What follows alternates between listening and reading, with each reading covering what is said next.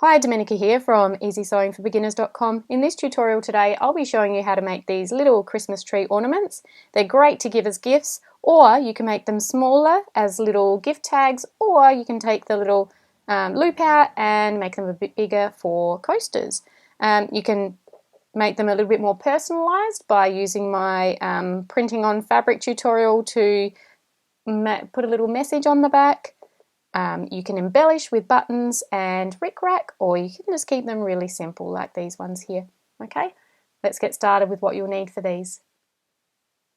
Okay, so for these Christmas tree ornaments, if you're going to go with the 4 different types of fabric and the rickrack as the loop, you'll need your 4 different types of fabric cut to 6 inches by 8.5 inches, and you'll need a backing fabric. It doesn't matter if it's plain or another Christmas fabric or one of these even.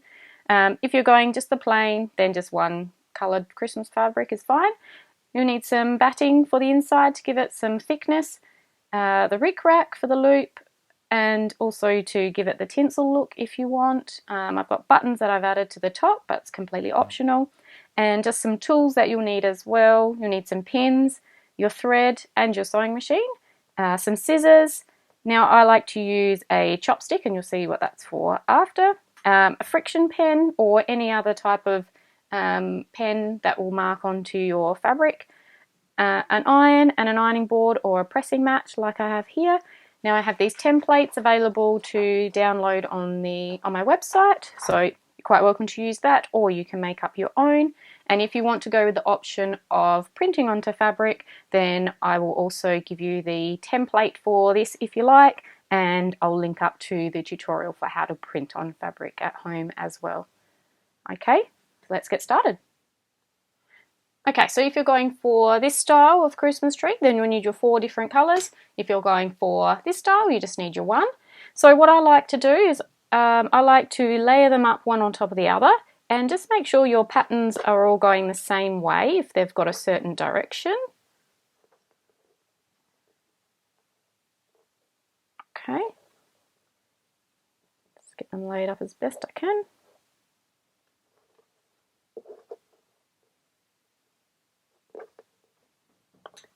Okay, and I'm going to use my rotary cutter and a ruler, but you can use your scissors if you want.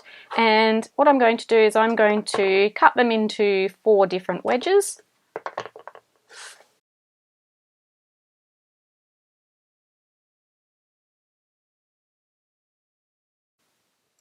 Okay, now that I've got them in the wedges, I just arrange them like so, just to mix up the different fabrics.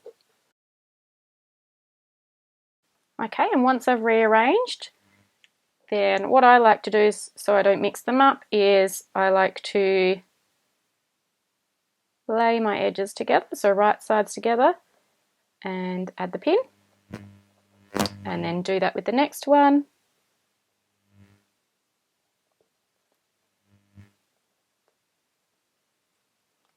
And the last one.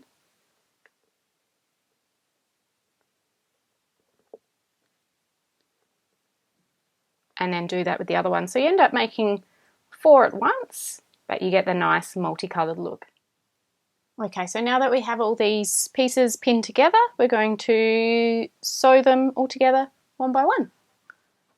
So I've got my sewing machine set up as a straight stitch and about 2.5 stitch lengths, and I'm going to do about 1/4 of an inch seam allowance.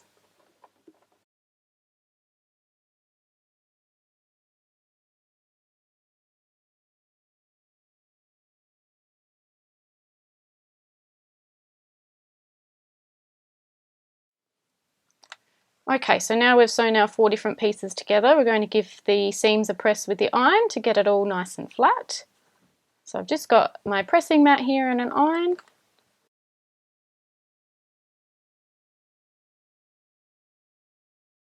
Okay, so that's all nice and flat now. So now we're going to set that to the side for the moment, and we need our backing fabric and the template.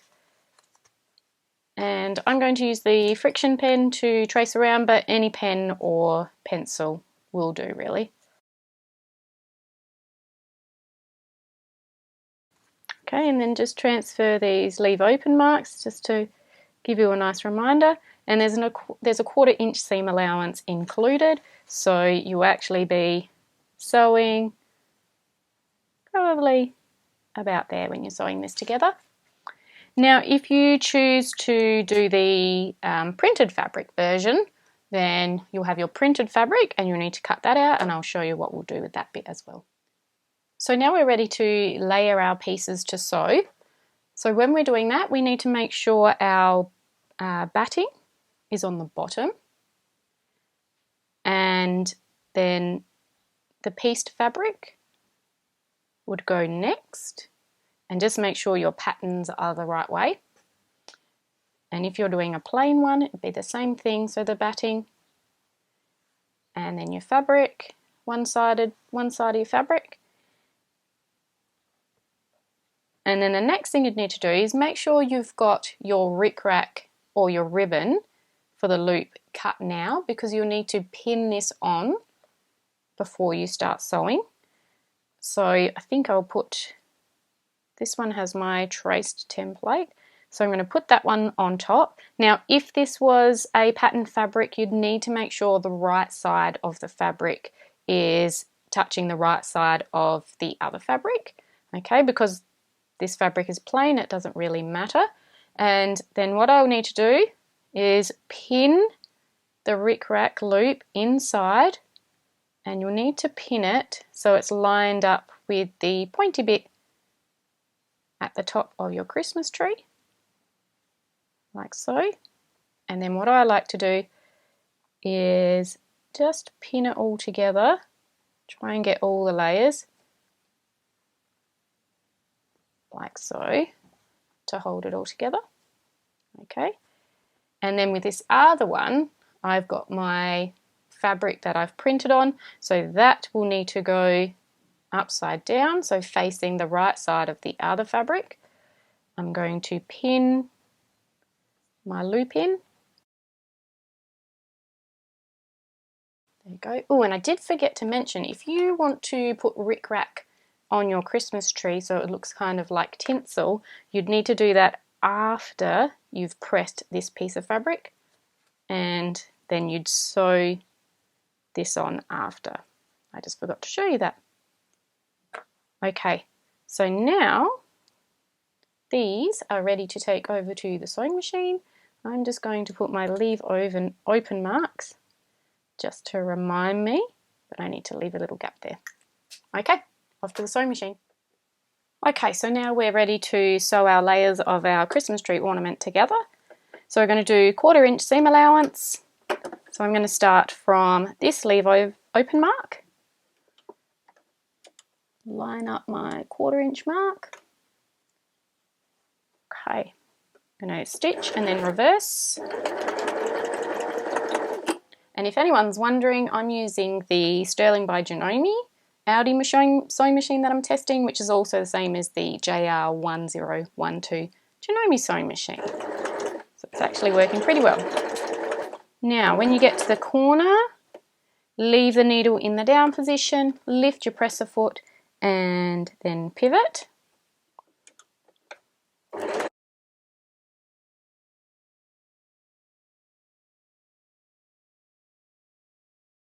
When you get to the last leave open mark, make sure you reverse. Okay.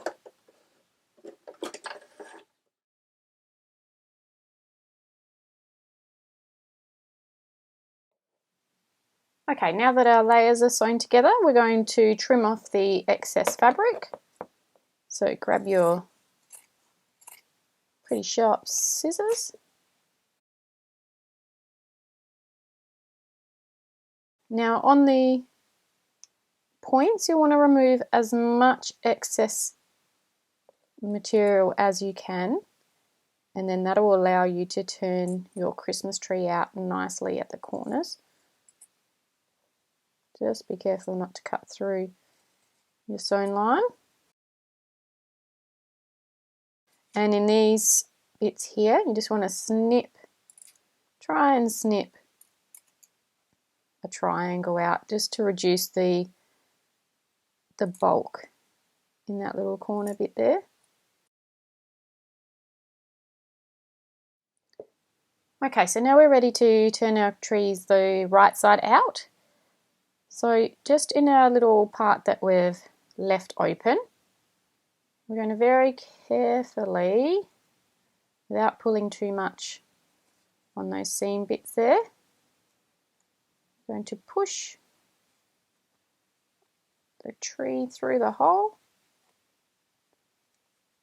And then if you have that chopstick handy, this is where I'd use it to push right into the corners.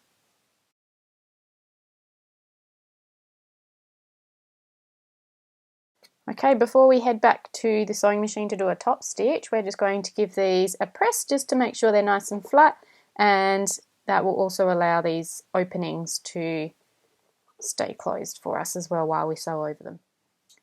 Okay, so I've got my iron ready to go. Now before I press, I'm just going to make sure the fabric at the opening is lined up where I would like it to be.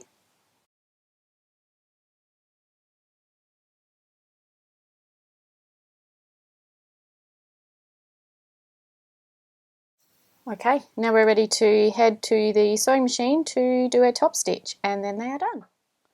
Okay, and we're going to finish this off by doing a top stitch all around the edge. Now sew as close to the edge as you feel comfortable sewing with. It can get a little bit tricky in the corners here as the feed dogs find it hard to pull it through, but we will see how we go.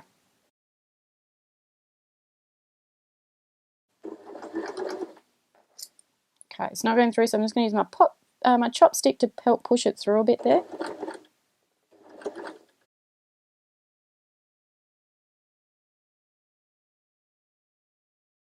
Now this bit here you can pull from the ribbon or the rickrack at the back to help it through there.